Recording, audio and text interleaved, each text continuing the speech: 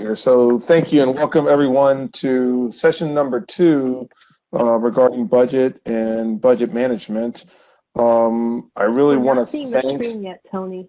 I think Okay. there's a delay. It must be a system delay because okay. Well, you can go the ahead first and screen is really just. Okay. I'll just keep going and then just let me know when you can see the screen. Is it saying? So I really want to thank the team. Okay. Good. So I really want to thank the team. Last week we talked about Diana Powers, Callie Chauncey, Jamece Petteway, Erin, Olson, Tabitha Randall, Renee Chartrand, Care Point, and of course, Alan Dunlow in central office. So just a couple of housekeeping items before we turn it over to the presenters. We are planning a third session sometime in late March, mid-April for reimbursables. Afterwards, we're going to start working on RMS training, not the training the RDCC does, but focused training on how to really use RMS and get into the weeds. If you would like additional topics, email me or Alan Dunlow so we can start putting together a schedule for the rest of the year. One quick item from the ORD side is to look at your project balances and your prior year money. Remember that we're trying to spend prior year money down by the end of March. Project modifications, please inform your principal investigators that project modifications are like a contract and that if money is redistributed towards the end, the expectation is that that money will be sent by ORD and the services at the end of the project. So now I really want to turn this over to the team. We have a lot of information that we want to give to you today. It is 2 presentations, so please hold your questions till the end. And Renee, Tabitha, I'm turning this over to you now.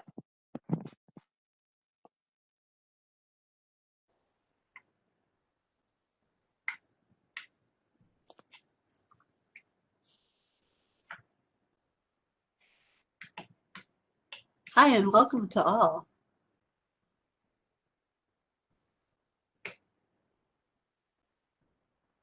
Good morning, this is Tabitha, and Renee and I will be going through this together with you on the research allocations and distributions. On these first few pages, you will notice that we have provided definitions that reference what we will be talking about in this training. If you were able to attend the Part 1 training last week, you may have heard some of these referenced, and they may be referenced again in the next training slides after this one. Our allocations are an amount or portion of resource assigned to a particular recipient, and the pink sheet shows the amount awarded per fiscal year.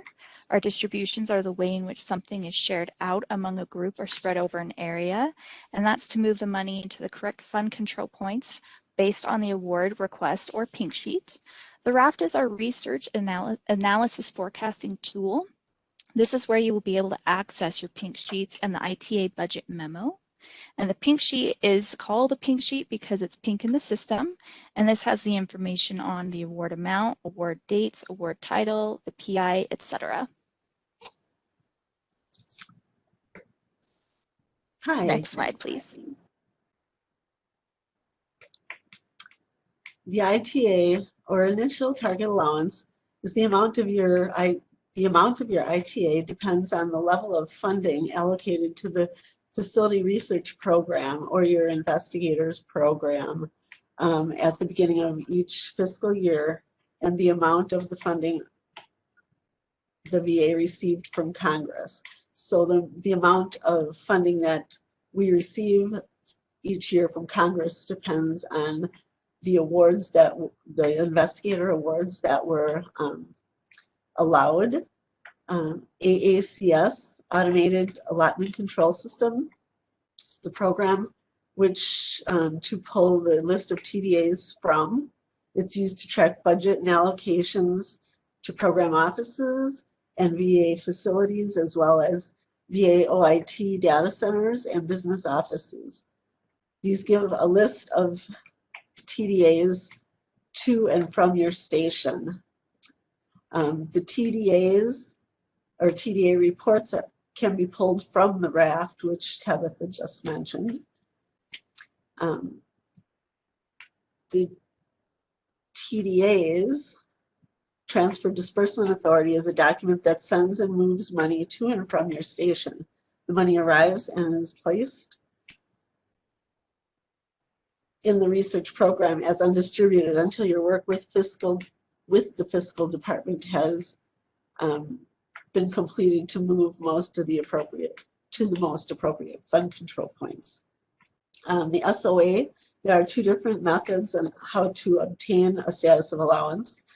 And in this session, we'll show FCM, which was previously known as RSD, or the VSSC system. And depending on your facility and how your budget offices or your finance offices operate, that depends on what accesses they will allow the research budget analyst to have, and it is the key to what processes that you're probably using. The status of allowance, SOA, is a document that tracks and displays records of the summary of funding, obligations, and remaining balances in the fund control point. Fund control points are the accounts that you distribute your TDA funds into, which include salary, travel, and all other. We'll be walking through those in a few minutes. These are a list of different systems that can be used if available to you to check the status of allowances, follow up on distributions, and checking expenditures such as cost transfers or purchases against your fund control points. The FCM database allows the user to customize the reports to their needs. IFCAP is within Vista, and the actions taken in IFCAP are reflected in FMS and VSSC. The finance department and IT must give access to the control point official menu so you can access the fund control points under your control. Next slide.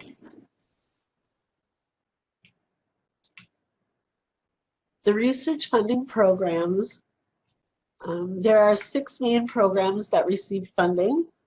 821, that's the BLR&D. Biomedical laboratory includes administration, veterinary medical unit, the research career scientists, career development awards, and reimbursables. Program 822, the RR&D, rehabilitation research. Program 84, HSR&D, which is health sciences, that includes COIN and Vinci funding. Program 825, that's our Cooperative Studies Program, or CSP as it's known. Program 826, Million Veteran Program. 829, which is the CSR&D, those are clinical funding programs. And there are other incremental programs that receive funding, such as the 870, which includes CSP and CSR&D clinical personnel. They also include special purpose and genomic funding. And then we also have rural health, research for veterans who reside in rural communities. Programs 821 and 822 are primary animal-based research, where the remainder of the programs vary with veteran participant involvement. Next slide, please.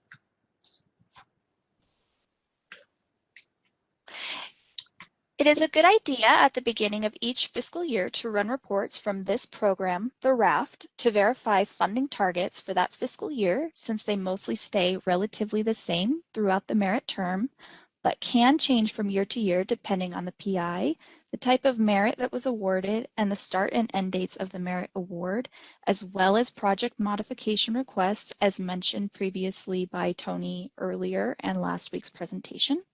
Next slide. The main report we rely on is the ITA Budget Memo Report. You will click on Reports on the top menu and drop down pops up. You will select ITA Reports. Then to your left, a list pops up and you will select ITA Budget Memo. Next slide.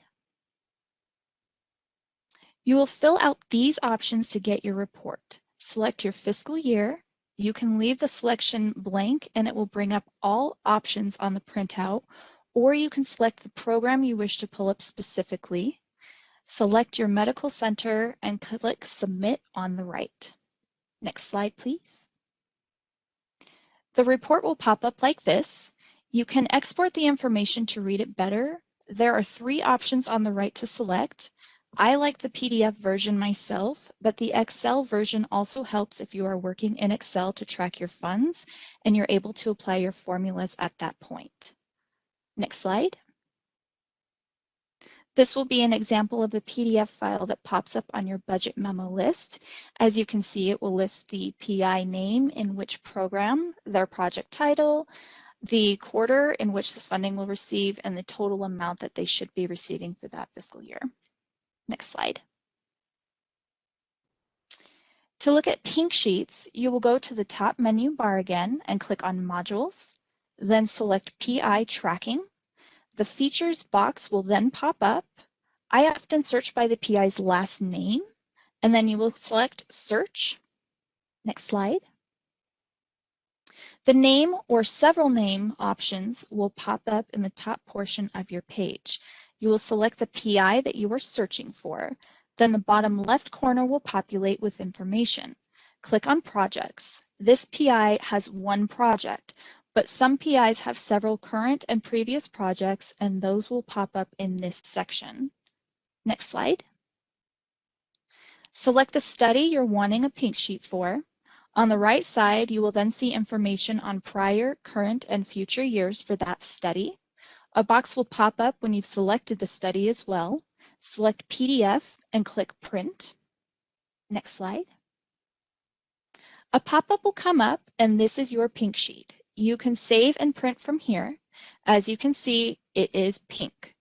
On this page, you will find a lot of information you will utilize in your job, such as the service ID, the PI's name, the study title, the end and start date, what program the funds are in, and towards the bottom, the funding information, such as how much is coming in yearly and what categories: salary, equipment, travel, and all other. Next slide, please.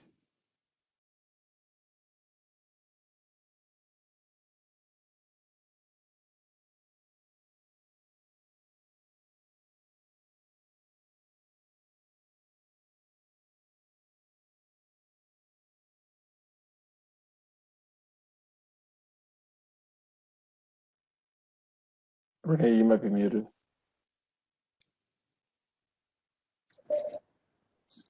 Okay, on this slide, we're going to continue with the allocation of our funds. And as mentioned before, allocation is a portion or a resource that is assigned as an undistributed dollar figure to a particular recipient program. These program amounts are earmarked by the information on the TDA. And most of us know in the beginning of the fiscal year, sometimes throughout the fiscal year, we receive funding. And that funding is the allocation. We can also find this information in the AACS database, which we'll be going through next. As you will also see on the coming pages, the status of allowance, also known as the 826 report. Within each program, there should be 3 main fund control points used: salary, all other, and travel. And those are also identified on the pink sheets for investigators as to how much funding they get for are supposed to get for each. The pink sheet shows the award amount per fiscal year per investigator. And based on the pink sheet and conversations with the PI, you should know which fund control point to place these undistributed funds in. These program amounts are also earmarked by information on the TDAs, AACS, and of course, as I mentioned, the pink sheets. And it is possible that some programs, which are mostly the incremental programs, they may not involve all 3 fund control points. Next slide, please. This is the website, and you can see the link at the top on the right. That is the address for the TDA Access Allotted Control System. So next slide, please. And here you'll see if we click on the AACS reports, it automatically brings another drop-down box which says VISNs, stations, program offices. Depending on your accessibility, you can move through there with your cursor, and then to the right, other drop-down boxes appear. And so when I go in, this is the system that I use, and when I take my cursor to stations and go over to, it'll come up with TDA listing, and I click on that. And next slide, please. So then this top portion, you'll see it says fiscal year VISN facility appropriation fund, start date and end date. Now those all have drop-down boxes, so you'll notice below that you can select your fiscal year. You can select one or several fiscal years. Then the VISN, it comes up with all the VISNs. You can just click your VISN, and then on the right you'll see it says select all, but if you click select all, it'll uncheck all of the stations that are checked, and you can just choose your own. Some VISNs budget analysts may have one or two stations that they're budget analysts for.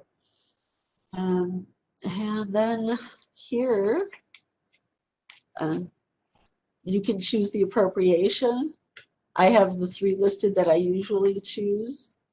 Next on the right, you'll see choose the funds, and there's a whole list. So I have some medical 0160A1 I choose, and then down a little farther where it says 0161A1, 2021-22. I usually check that, and then I have general post fund, a small amount of general post fund, which sometimes I check those. So if you're expecting funding in the X2 account, you would check that. Next slide, please. And then here you can choose when you get to this point, your start and end dates are usually the same. You can change those to modify whatever you need, whatever date or period you need. The start date will always come up with the day that you log in, though.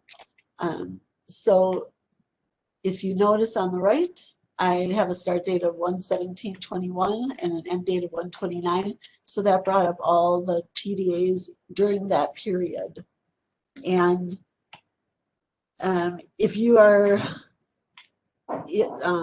clicking 0160 and expecting funds there, you'll often see those will mix in with your research funds.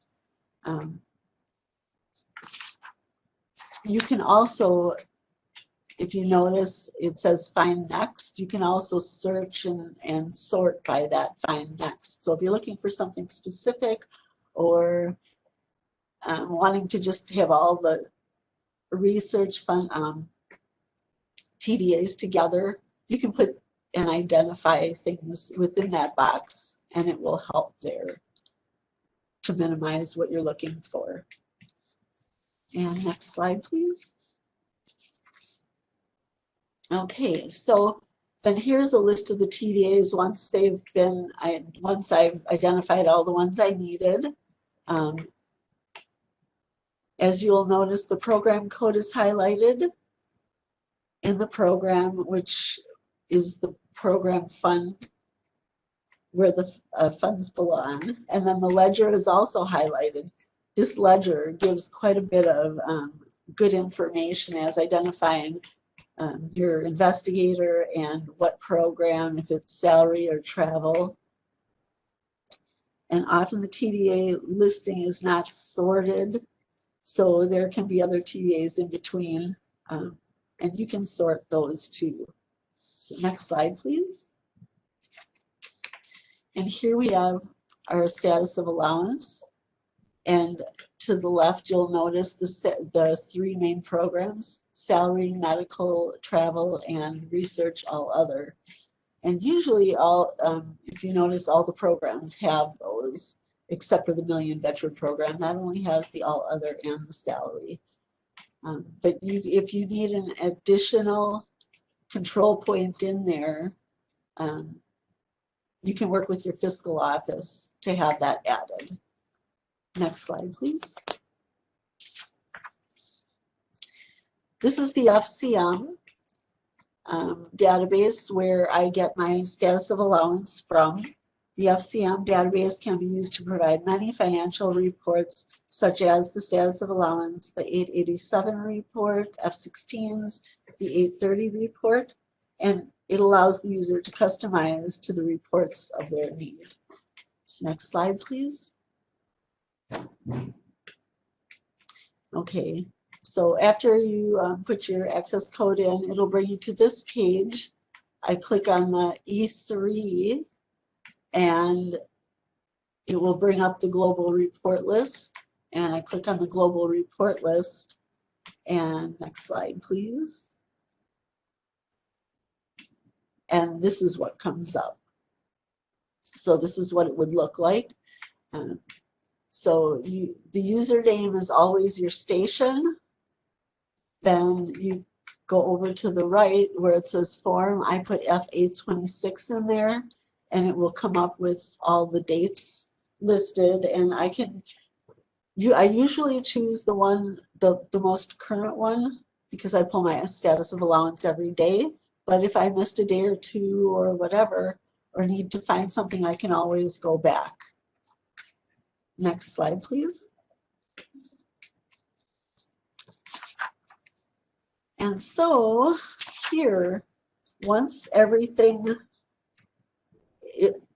undistributed funds are placed in the proper fund control points and reflected on the status of allowance, then the funds should be assigned or allocated to the control points in the RMS system or whatever accounting system you're using.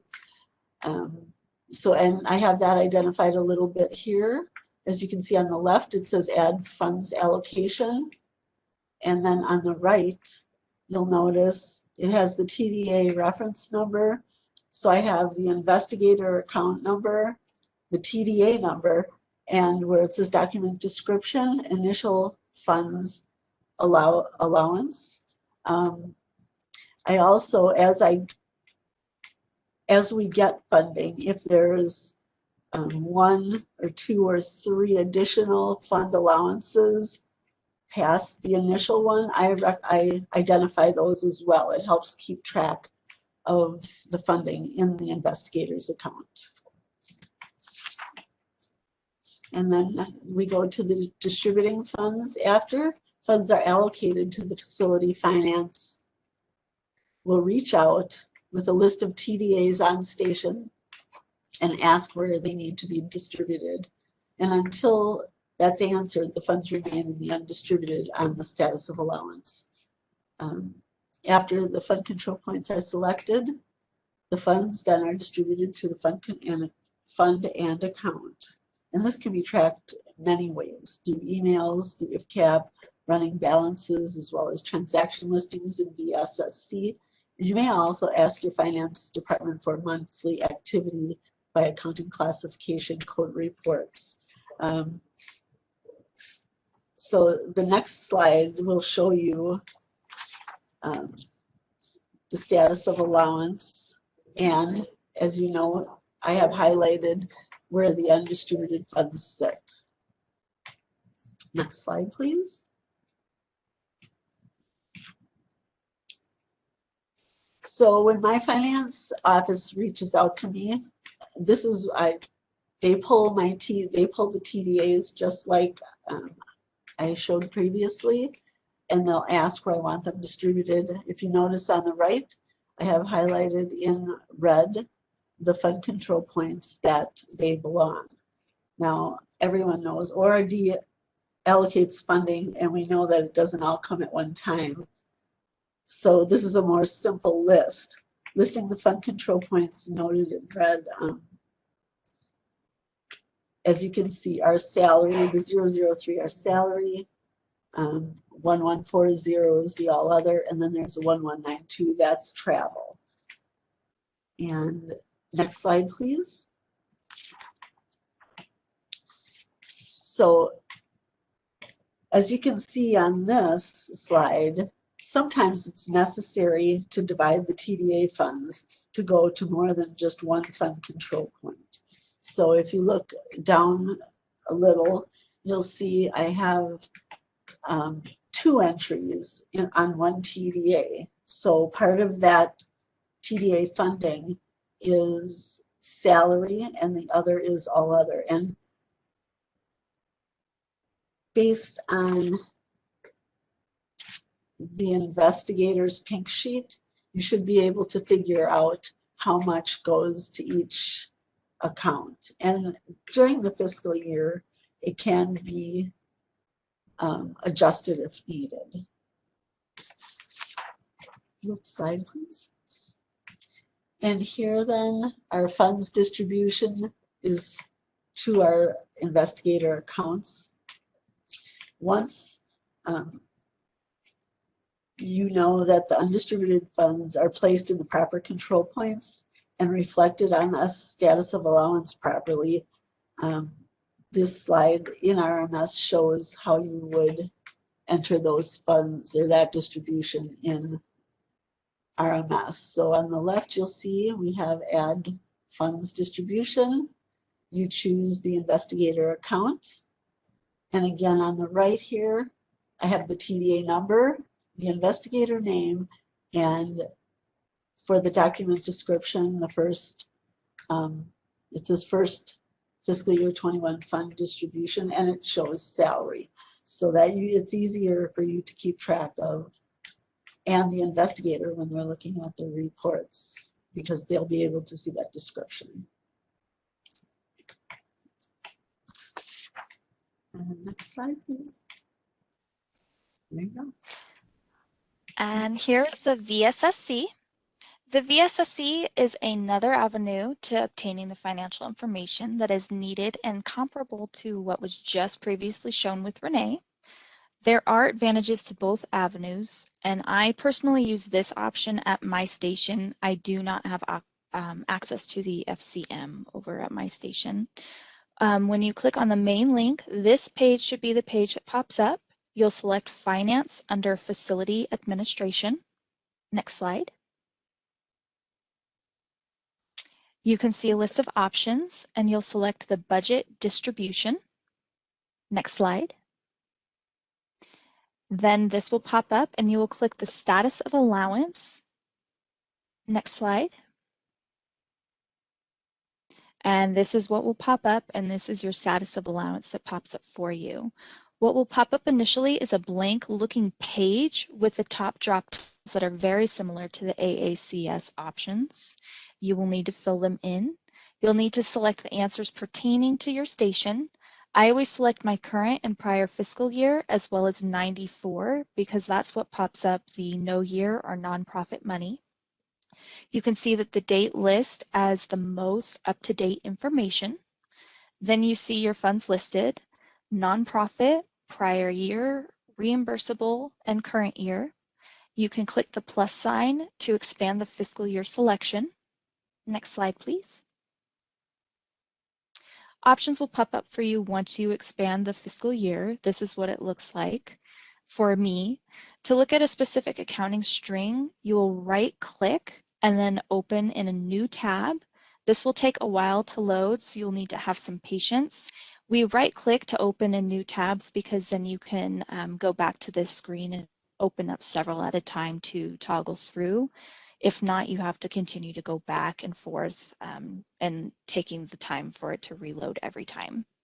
Next slide. And then once you've clicked on that to expand, it will then turn into the daily activity by account classification code. This is also considered your F20 daily report. So this is just an example of what would pop up if you click on one of those on the right clicking. Next slide.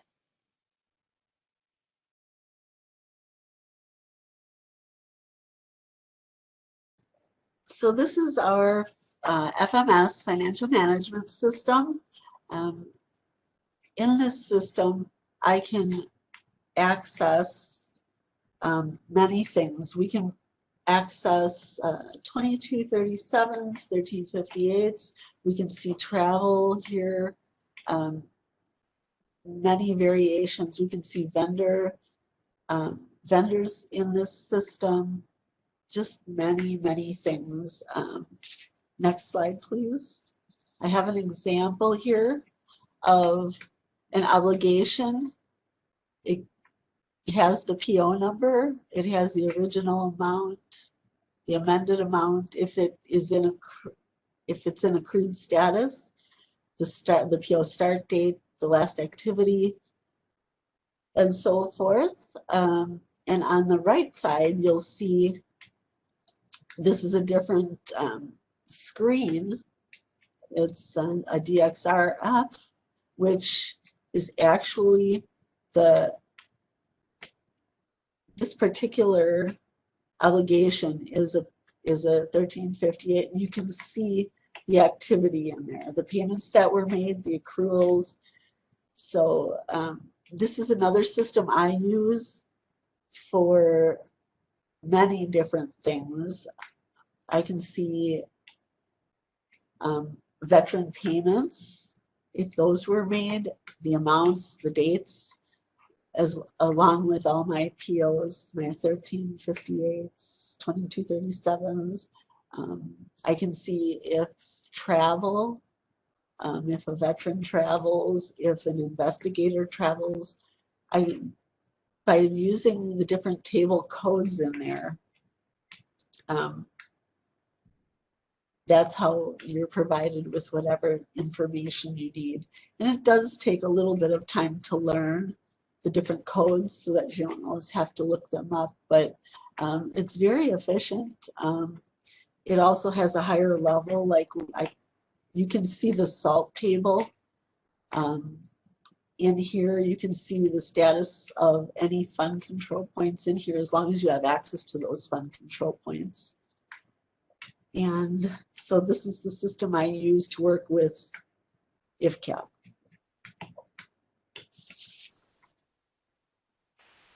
And this is IFCAP, and you will go through Vista. This is another DOS system.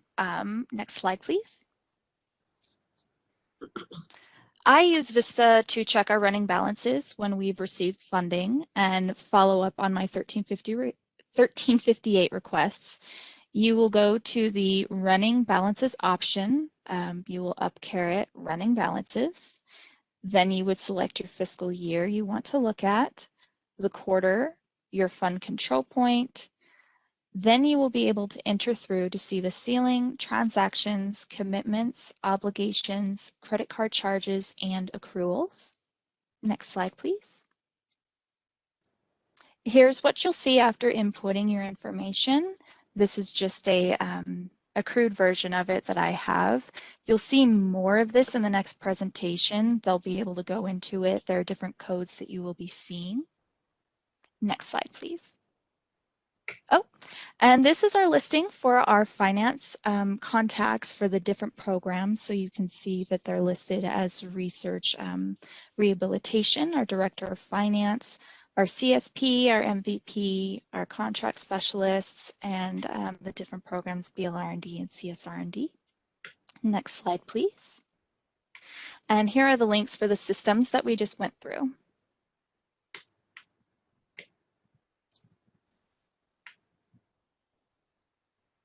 Thank you very much for joining us. Thank you so much, guys. Yeah, thanks, Tabitha and Renee. So appreciate you guys doing this presentation. And so we're going to move on to our next presentation done by Jamece and Erin. So let me get this up and running. And can you see the slides? And if so, go ahead and go. Yes, we can see it. As you've just now taken that galactic ride with allocations and distributions, we will now deep dive into research's expenditures and Fiscal 101. Here are the objectives that we will cover. Next slide.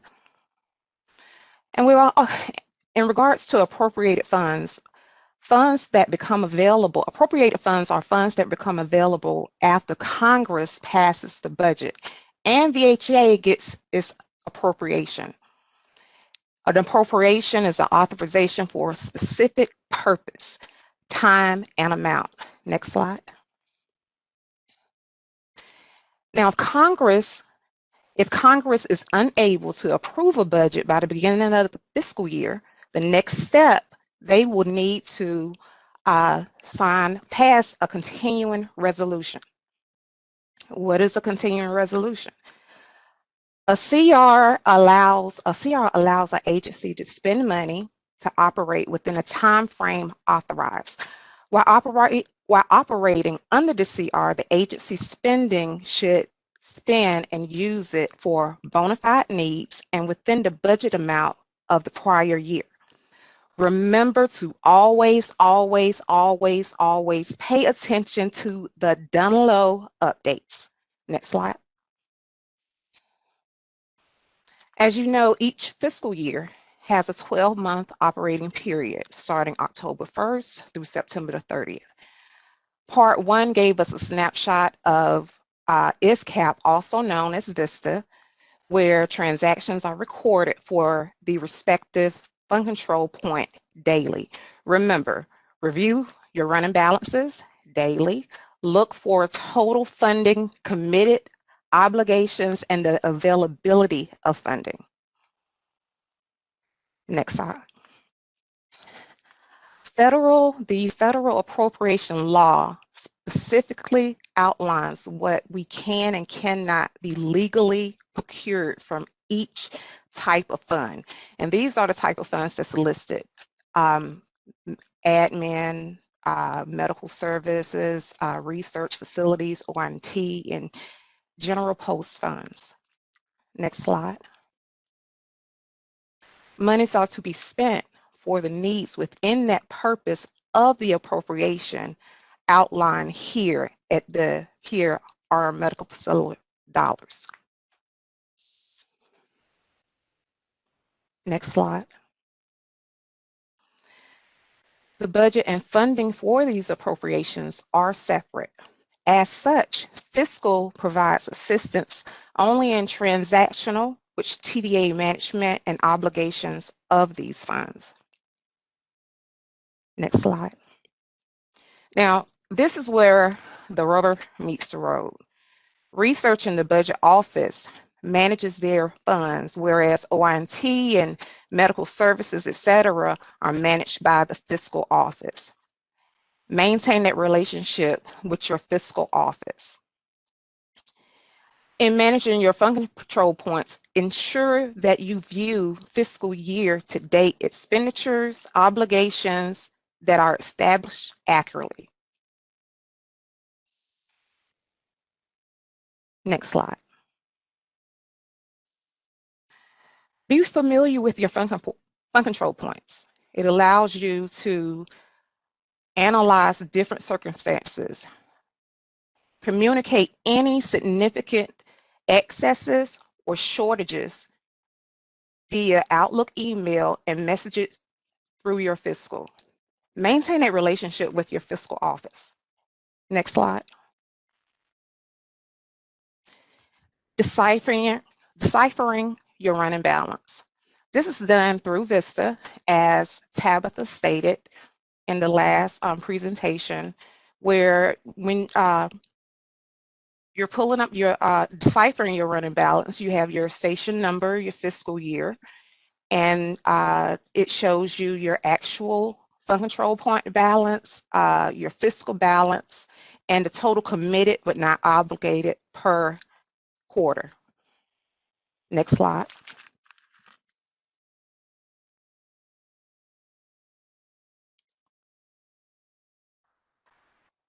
Right here is deciphering your running balances, and you have a list of items in which you have purchased or items that which have hit your fund control, that respective fund control point. Next slide, please.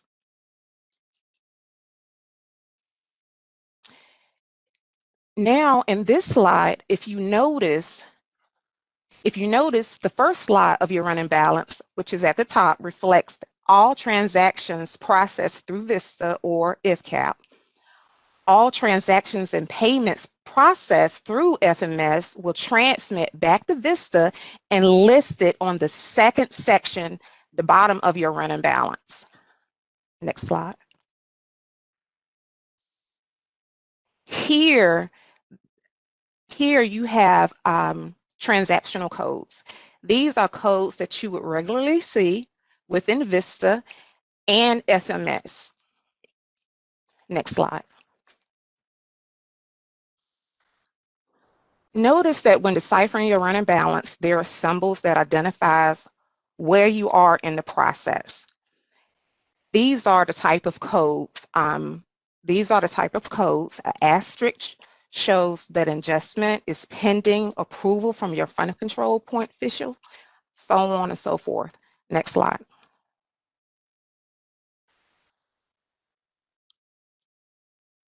Now, once an obligation is established, both the committed and the obligated amounts in the columns of the running balance show the total dollar amount of the purchase. Now, if a transaction was entered and an approving official accessed the transaction to approve it but did not apply their electronic signature, the transaction is no longer available and it will not show up on the screen for approval. In this situation, to access it and approve the transaction, the document would need to be edited using one of the following in Vista IFCAP edit menu. Erin, next slide.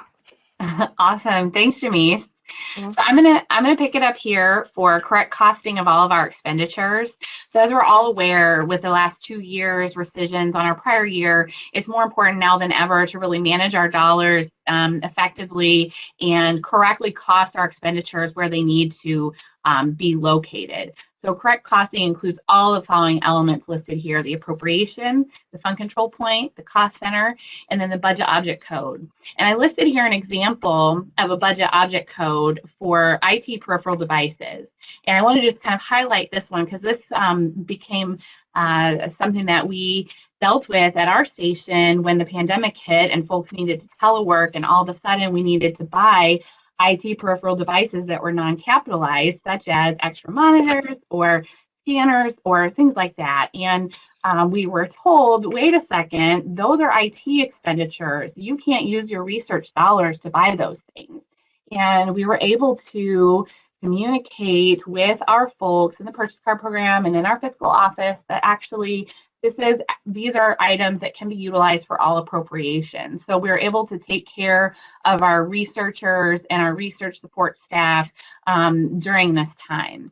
And so I know that, I just want to say at the outset, when we kind of get into the weeds here, that I know that there's variance across the enterprise and all the different stations. And, one of the guiding principles that I have always followed is when I know better, I do better. So for example, if you're a budget analyst or you're an AO at a research station doing research out there in the field, and maybe you only have a couple of fund control points that you cost everything to, and then you just do cost transfers at the end of the year, that's okay, because that's why we're here as this group, and we're here to provide clarity on appropriate costing that you can do throughout the year to help you manage your funds. Next slide, please. Thank you. So these are going to look familiar to you because Renee covered these programs. Broadly, there's 5 programs within ORD funding. And so when you receive a TDA, like she said, you first need to know what program the funding is so you can tell your fiscal where to place that money. Next slide, please.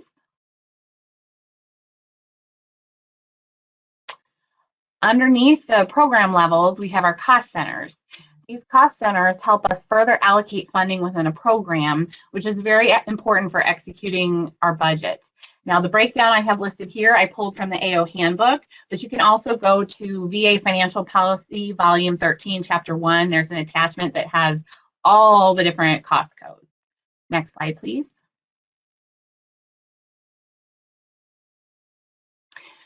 For correct costing of your expenditures. As Renee mentioned earlier, I'm going to get a little bit more in the weeds here. Each program, whether it's BLR&D, HSR&D, CSR&D, you can see this is a screenshot from my RMS in St. Louis. Each one of those programs has a salary, an all other, and a travel fund control point. And since research funding is 2-year money, you're always going to have a current year and a prior year fund control point for each program and for each category. So for example, current and prior year BLR&D salary, current and prior year BLR&D all other, and then we do utilize travel fund control points in St. Louis, so we have a current year travel and prior year travel for each program. I want you to pay special attention to your salary fund control points because there's always a prior year and a current year for salary, but those salaries are always going to hit that current year salary fund control point. The only hiccup might be if a research person gets a retroactive step or promotion, that may hit your prior year fund control points. So you're going to need to pay attention to where those costs are hitting. So I want to say before we move on to the next slide that, you know, salary and all other are going to be very commonly used. If you don't currently have a fund control point for salary with your research employees costed to that salary, you can work with your fiscal, because you should have these fund control points so that you can map your people appropriately. And you have the authority in research to determine that these fund control points that you establish for your current year and your prior year will stay the same. So they wouldn't change over time unless you as a research office determine that there's a reason for doing so. And this is particularly important about the fund control points for salary mapping, which I'll talk about next. Next slide, please. So as Renee mentioned in our deep dive here, for each program, you will have a salary fund control point. And this fund control point should only have costs hitting it that are for VA paid personnel. So your VA not to exceeds that are working on research studies, their costs will be booked here. So not IPA folks or consultants, those individuals, those salary costs are paid for on the all other fund control point.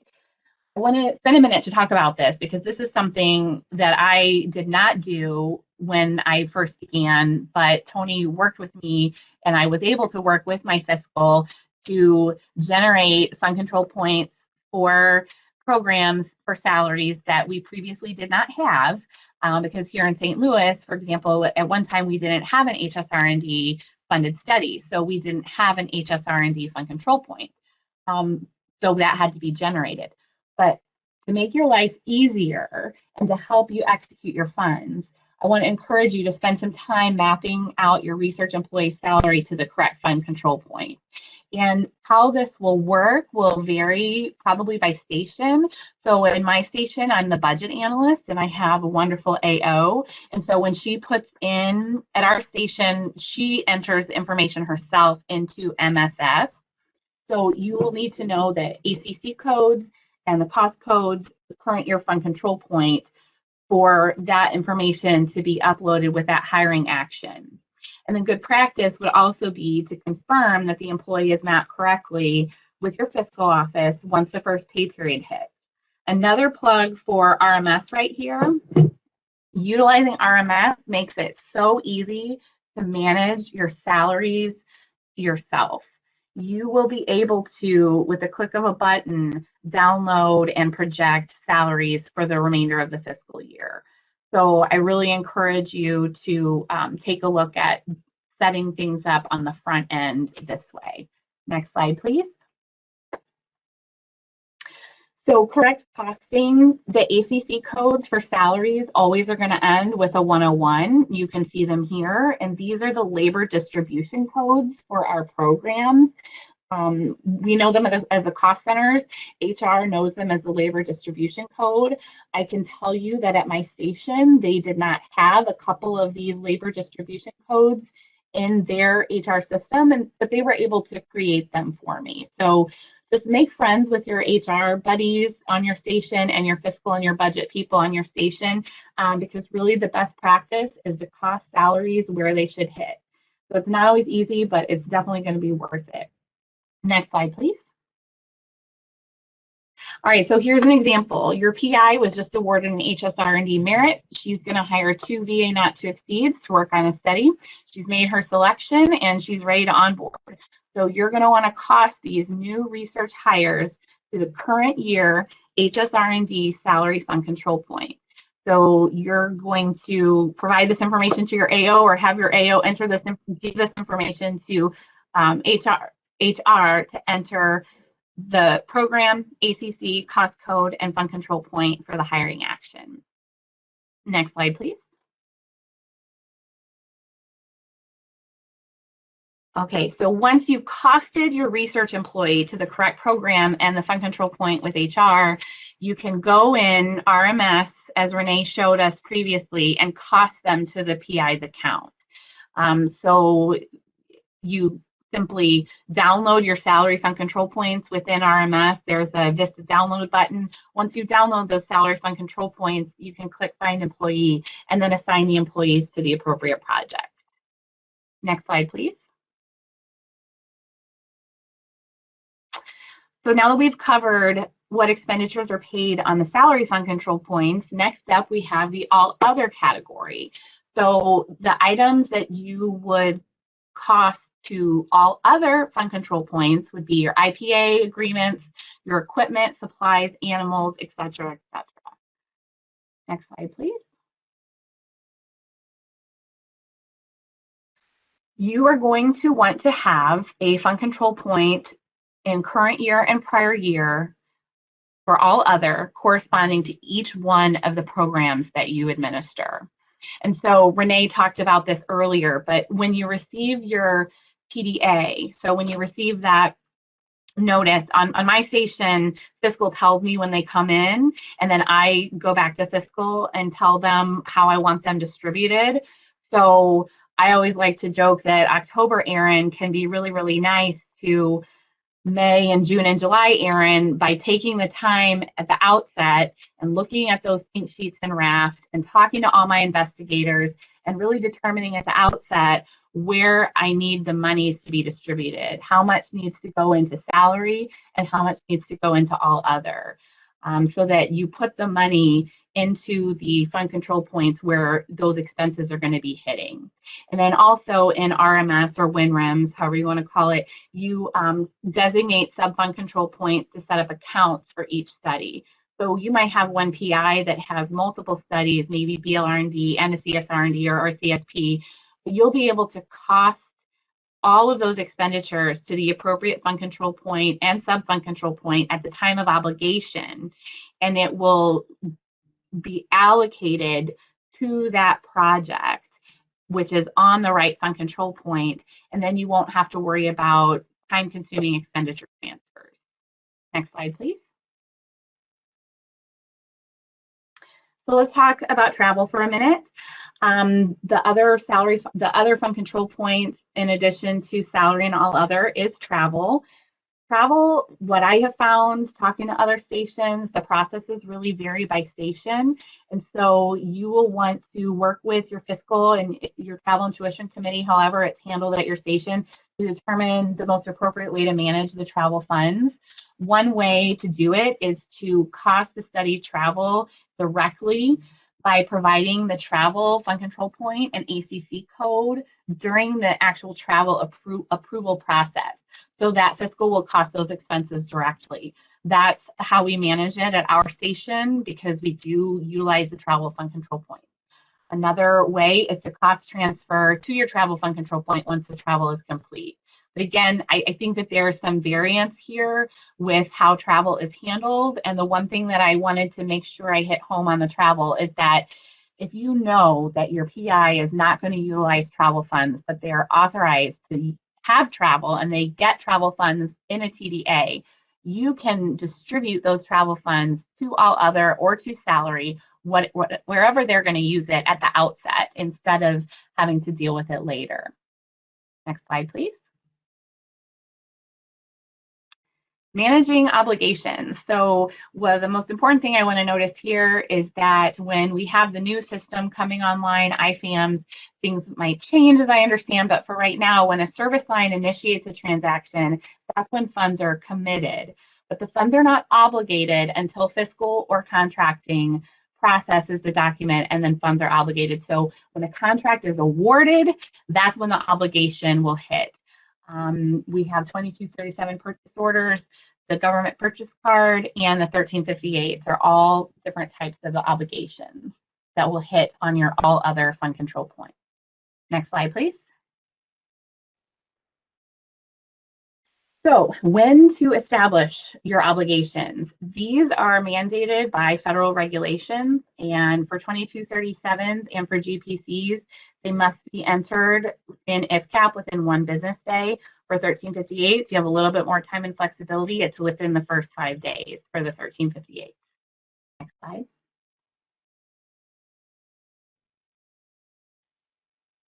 Probably my least favorite thing to manage, to handle, is a delinquent obligation or an unauthorized commitment. So a delinquent obligation is when an individual who has the authority procures the goods or services but doesn't record the expense within a business day. And then the unauthorized commitment is when they either exceed their purchasing authority or they don't even have the authority at all. And so what I have included here at the bottom is just a sample tool that we created and utilize in St. Louis. When a new PI gets funding, we sit down and set up the post-award for them, and we go over all of the procedures, how we handle IPAs, how our processes work for ordering, and so on and so forth. And we explain to them what a delinquent obligation is, what an unauthorized commitment is, and we explain that only the individual in the research office has the ability to commit federal funds. And so we have them sign this attestation, and we keep it on file. And the example that I always give to the PI is that if a freezer breaks, you cannot call it in to get a repair.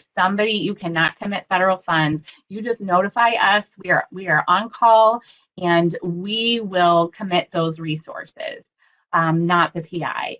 I would say that the unauthorized commitment is not something that you want to have to handle or deal with. It does require a ratification, whereas the delinquent obligation just requires a memo that notates approval from fiscal, logistics, and your medical center director. But really, education. Head these off at the pass so that you can spend your time being proactive and not have to handle these types of unfortunate situations. Next slide, please. This is where Jamece is going to pick it up from here.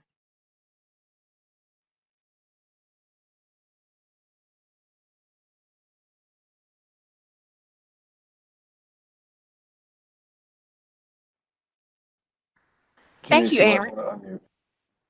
Okay, thank you. Thank you, Erin. This is where we're going to talk about the 2237 process in managing obligations. A 2237 is a document initiated by the service to set aside or reserve funds from the fund control point. When a 2237 is processed, then it's assigned an obligation number and becomes a purchase order number. So here you can see that there's different types of obligations for materials, services, term contracts, or no charge. And if you notice, I have a sample of our obligation number where they're D45555. 4 represents the fiscal year of the obligation, and the letter identifies what the services are for. What is for? For example, research is D.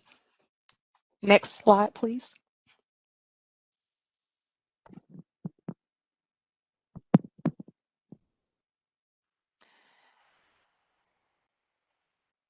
With the 2237, each document must be entered timely, requested in their respective fiscal year and quarter, regularly monitored, and promptly canceled. We can,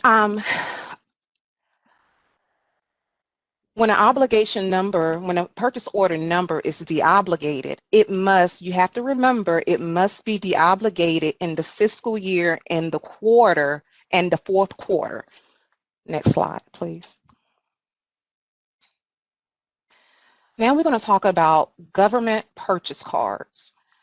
Government purchase cards, which is called the GPC, is a purchasing tool which functions like your own credit card, And it commits funds from the fund control point for at an estimated expense. Most flexible type of obligations can be used for materials and services. Once a cardholder enters and applies their electronic signature to the purchase card order in Vista, it remains in a committed status until the charge from the vendor is received and reconciled. We must reconcile to the penny. That's how we do it here at the Durham VA. We always reconcile to the penny. Next slide, please. Of course, as you know, each order must be entered timely, regularly monitored, and orders must be completed and closed within 30 days of the delivery date. Appropriate follow-up should be completed to ensure this timeline is achieved. And also you have to promptly cancel when needed. Next slide, please.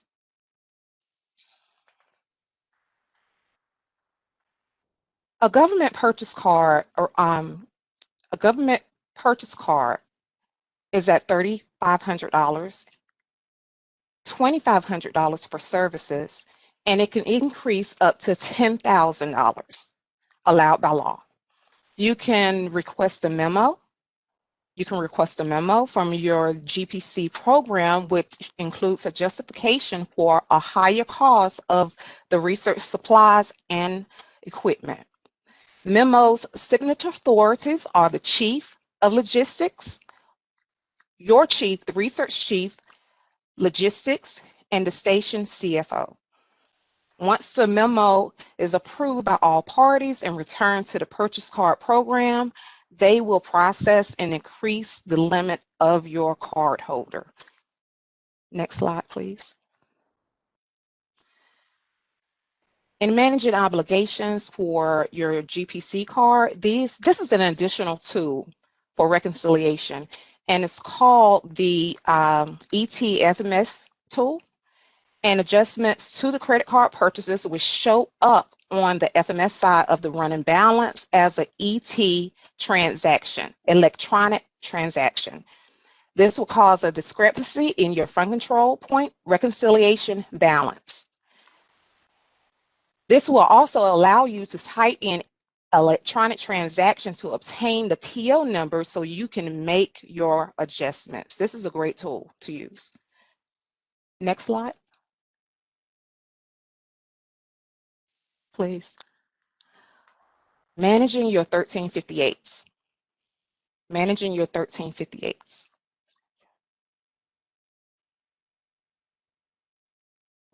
Erin? All right, unmuting myself here. Thank you. Sure. So managing your 1358s, this just describes the separation of duties. Next slide.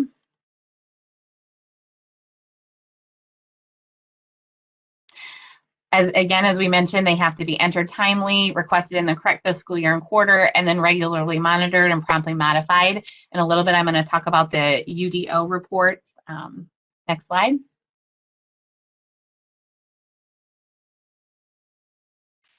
Vendors, invoices, and payments.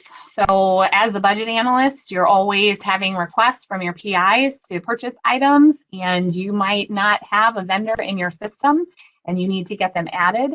They must have a valid Dun & Bradstreet registration, and they must be in SAM, and they must also be active in your station system.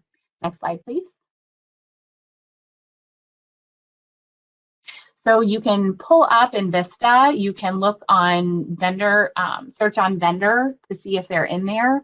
And if they're not, you're going to need to send the vendor a VA form 10091.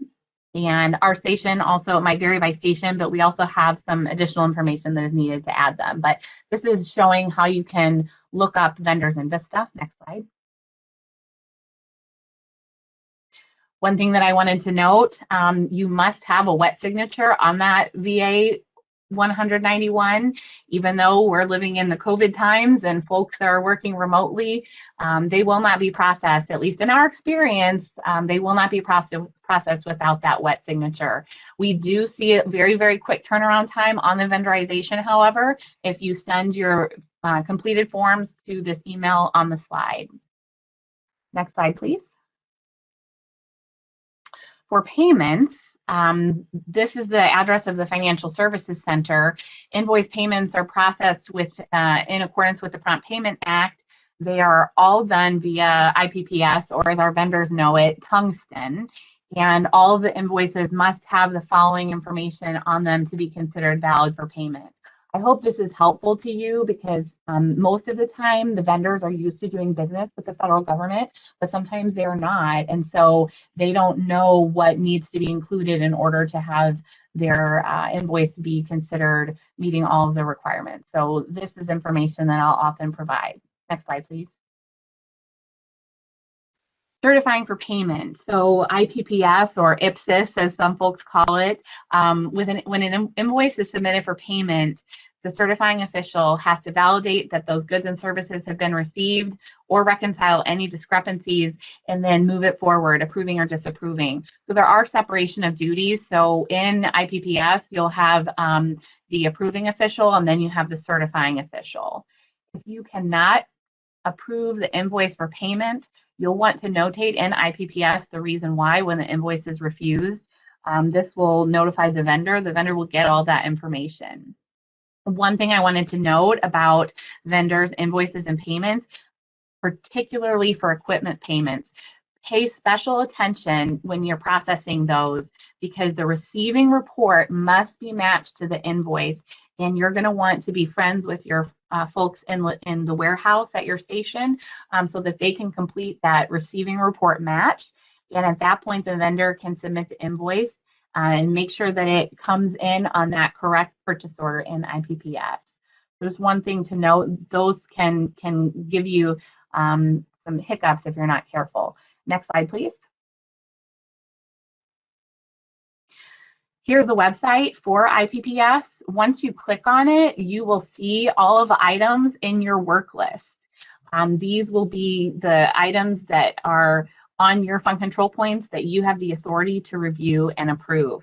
You can sort this list on any column. It's very helpful. You can export to Excel. There's a couple other tools that you can utilize in IPPS that I'm going to cover next. Okay, open obligations. So undelivered orders is something I wanted to touch on. In St. Louis, my fiscal sends me every month the undelivered orders and I update them. You might provide this information yourself at your station, but one way to do it is to go in IPPS, click on your station. You're going to click on oh, it looks like my thing's in. You're going to click on Station Inquiry System and click on Open Obligation by Transaction Type.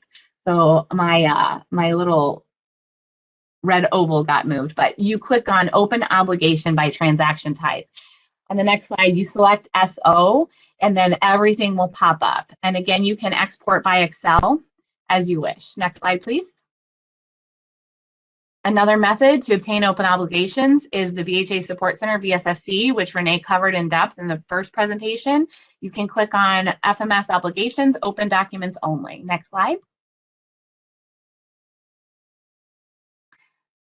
The note about prior year. So as we've all been coming to understand, it's very, very important to obligate our prior year accounts, get everything down to 0 by the end of Q2, by the end of March. So some of the tools that we've talked about are cost transfers. Work with your fiscal, help them help you to execute these throughout the year. Execute your contracting actions on prior year fund control points, as long as you make sure that you get those in very early, because as we mentioned before, those do not become obligated until the contracting action actually hits. You can obligate your IPAs or your all others on your all other fund control points out of sync with the actual fiscal year. So start them July 1st to June 30th. They can span fiscal years. You might have to have some conversations get to be friends with your fiscal and budget folks, but they cannot exceed one 12-month period, but they can span fiscal years, and that can also help you manage those 2-year dollars. With that, I'm going to turn it back over to Tony. Thanks a lot.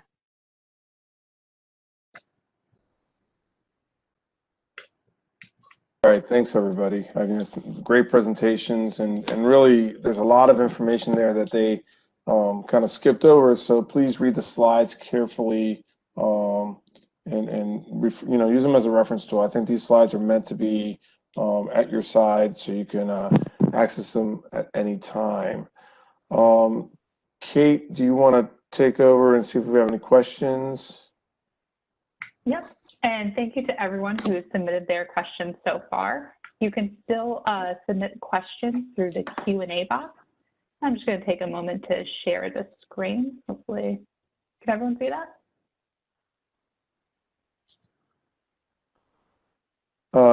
Yes. Yep. So as an HSRD coin AO, can I get view access to Raft / Pink Sheets? Yes.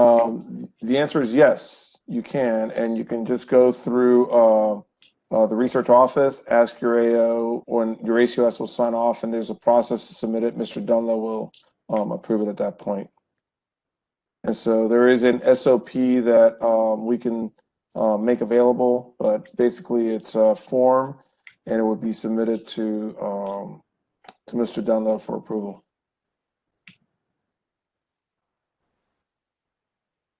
Next questions.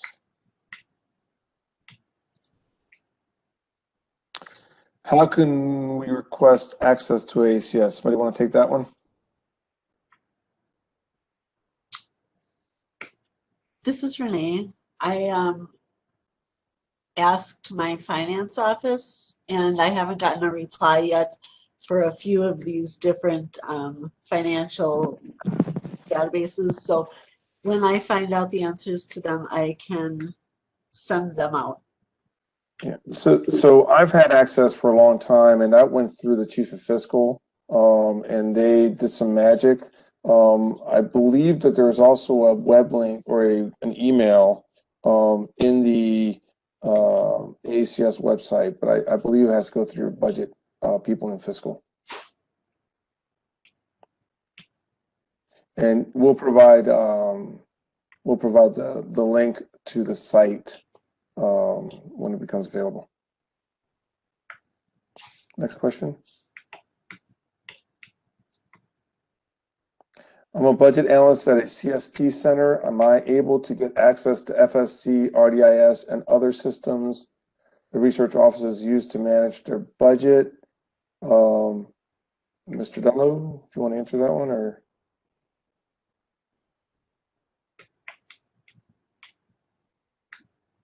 I can answer and say that you can just again work through your research office. FSC is through the budget office at your medical center. RDIS, meaning e-promise, or if it's in reference to e-promise, and if it's in reference to Raft, you would go through the research office to get access to those. Next question.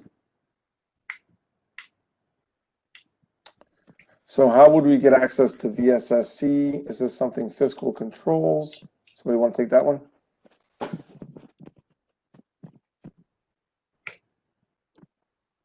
Don't be shy. No, you can just click on the link and input your station information. I did not have to request special access. Correct. That information's out there for anybody who's in the VA. Yeah. Inside, you have to be on the VA network to get access to it. Tabitha sent it to me, and I was able to access it. Yeah. So I believe the link is in one of the slides. Next question.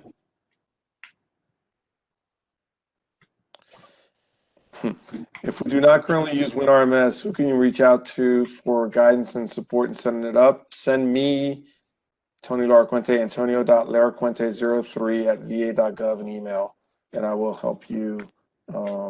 Carrie Points and I are taking the lead on that. It is amazing. With FMS, is it possible to pull all 2237s by end date? Renee? I have not tried to do that. I would guess that you probably could. I have a bunch of codes that I have not used, so I can send that list out to people if you have FMS and want that list of codes. I'm happy to send that.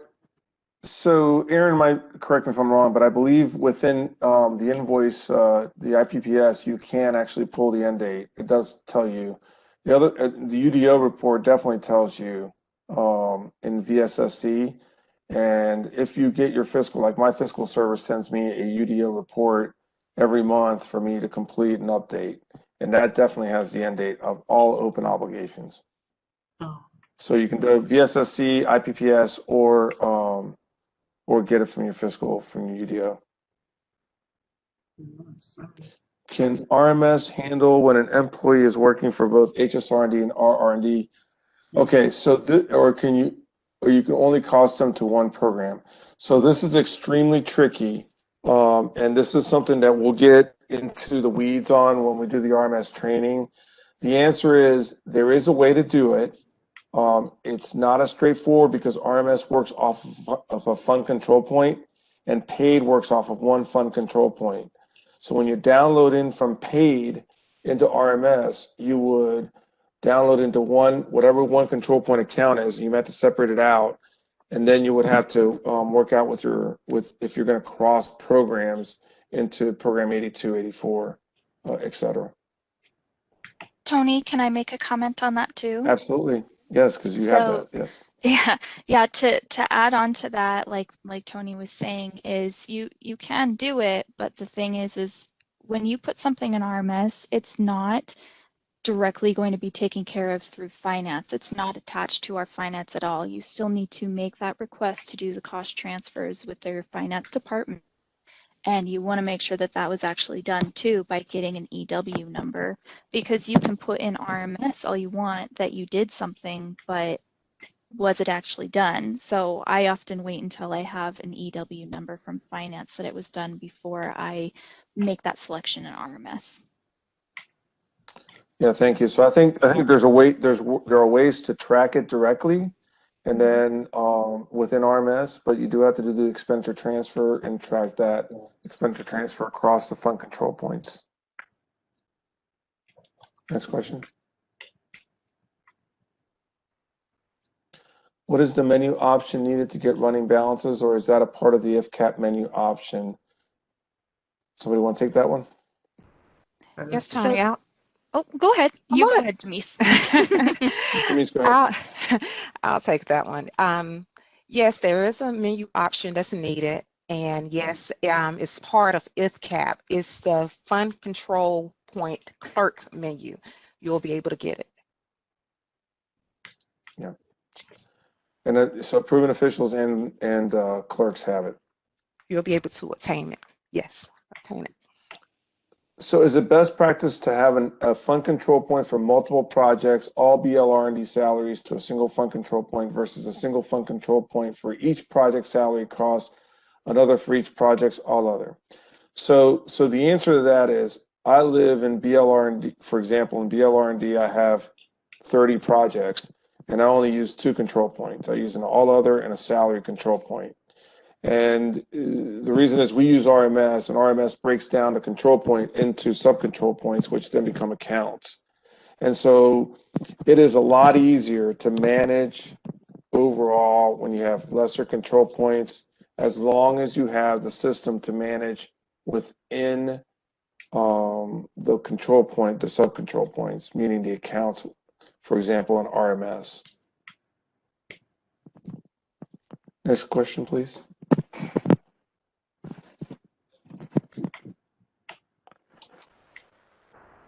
Would you state the difference between committed but not obligated? This is a great question. So who wants to take that one on?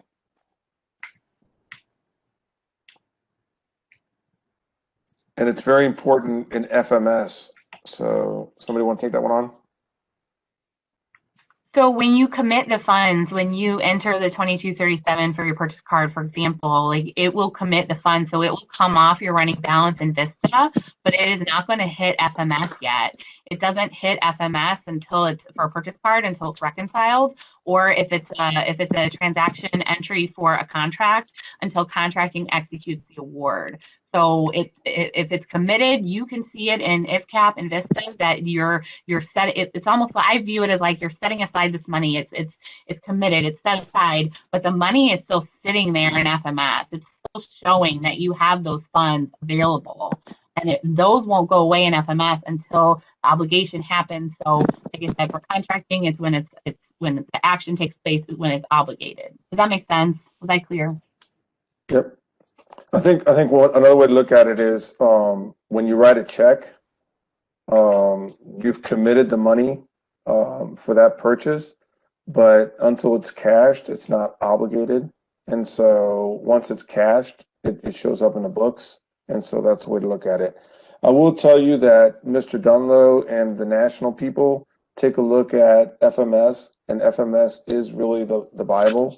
And so you got to make sure that you've reconciled the FMS to make sure that all your accounts are in order. Any more questions, Kate? Ooh. In your opinion, what is the minimum budget-related staffing required for a large research program to effectively track and execute the budget using all these tools you've shown? So this is something that we have been looking at kind of on a national level. I don't want to put specific numbers out today because I don't think we're ready to do that. I will tell you that you at least need somebody to manage a system like RMS, maybe 2 people in a large research program. You need people that buy things. You need people to certify invoices. You need people to track accounts, that kind of thing. And so at a minimum, you need 3 because you have to have somebody that can enter the orders. You got to have somebody that can approve the orders. And you got to have somebody that can reconcile the orders, meaning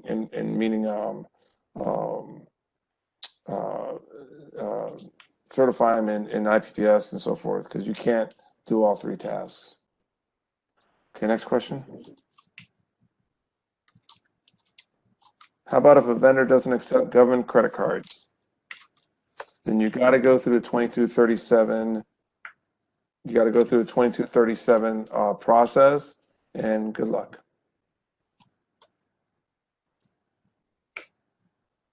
Are there plans? Oh, you skipped one. Kate, I think you missed one. You went quick. Oh. From the first presentation, who's the point of contact if we cannot utilize TDA listings in ASCS due to permissions? Send me an email, and I'll see if I can work with you guys to try to get that squared away. Next. Alan, you want to take this one?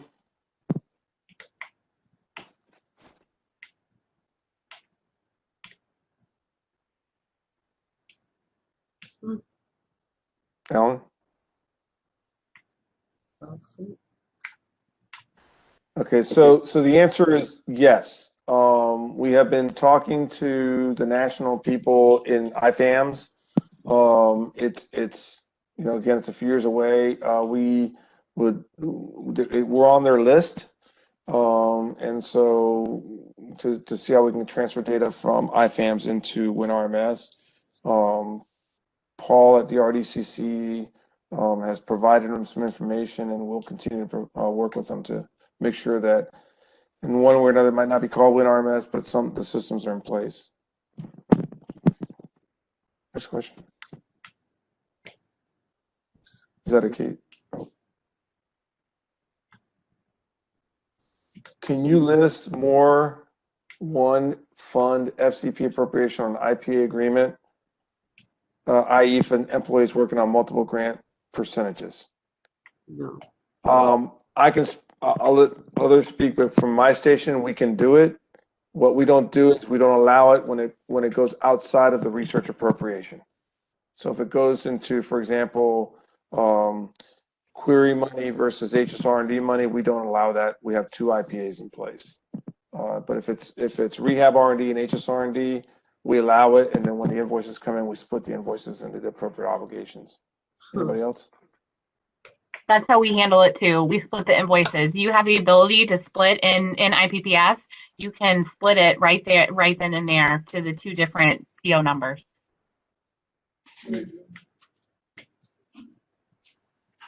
Anybody else want to chime in?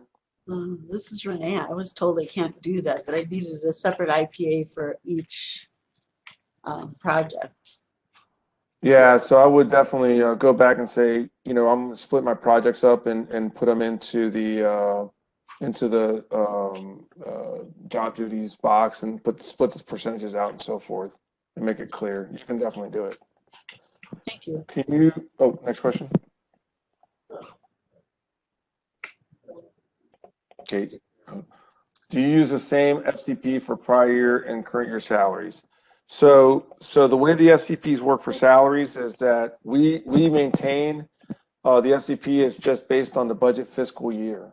So when something hits, I think Erin was the one who said it, that it'll hit in current year unless there's something that goes back across the fiscal years, and then an FMS will hit in the prior year. So you do have to manage it, and you have to look out for it. So I've had a lot of adjustments this year based on our transition to HR Smart, and steps not being paid in time, activated in timely, and so forth. And so there's been a lot of retroactive stuff that has occurred this year. But in FMS, it's all based on budget fiscal year ACC code. Anybody else want to add anything? Okay, next question. And I It's a think great this is going question, to be the everybody. last Thank you. question. Okay, good. Correction. Can you list more than one FCP fund on an IPA agreement? I think we just did that one. Oh, we just did that one. So our side has never been able to fully pull. Okay. Yes. So reach out to me or Carrie Points. So our site has never been able to pull salary info into the WinRMS database. How can we get those 2 systems to talk? We have worked out some of these problems. So reach out to myself or Carrie Points in Iowa City, and we will help you out. Is that the last question? All Kate? right. And that is our last question. That's time for us. Thank you so much again, everyone, for all of your questions. Yeah, so Alan, do you have anything you want to say at the end, or I don't know if you're having microphone problems. So listen, everybody, thank you very much. I hope that this has been helpful. We definitely plan on having more sessions, delving down into things like reimbursables and RMS and so forth. Again, if you're interested in RMS, give me an email, send me an email, or Carrie Points an email, and reach out. We talked about communication last week. Reach out to any of the panelists, reach out to Mr. Dunlow, reach out to me, and we will certainly try to help you out in many ways possible. Thank you very much, and everybody have a great afternoon.